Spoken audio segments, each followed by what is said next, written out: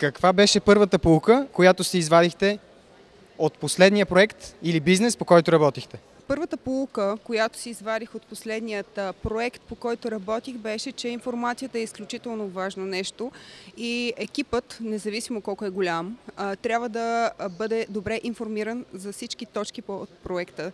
Тоест, ако има сфера, в която някой не е експерт, той трябва да има достъп до информацията в тази сфера и тя трябва да бъде представена по начин, който да е разбираем за него. Да кажем, маркетолог трябва да разбира информацията, която е достъпна за финансиста и обратното. Проблемът, който възникна, беше именно поради факта, че не всички членове от екипа разбираха ситуацията по начина, по който трябваше да я разбират, а именно имаше проблем, но той беше ясен само за финансиста, имаше проблем с бюджета. И така, накратко, поуката е: информирайте екипите си добре и говорете на езика на всеки един от членовете, за да могат те да разберат какво искате да им кажете.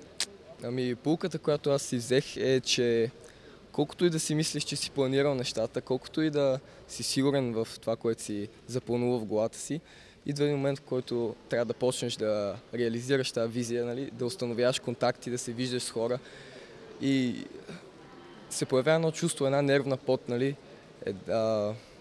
Гласът ти почва да трепери, чувстваш се некомфортно, но в края на деня, дори да не успееш, дори да не се получи това, което си запланирал, ти си доволен, защото знаеш, че си пробвал и че си дал всичко от себе си.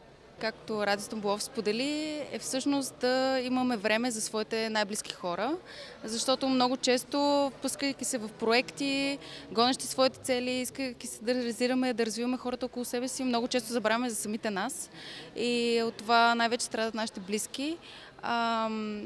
Другото много важно нещо според мен е, че трябва да търсим и мотивацията, подкрепата им и съответно и вдъхновение от тях, защото всеки един проект има своята душа и тя не е неизчерпаема. Това е.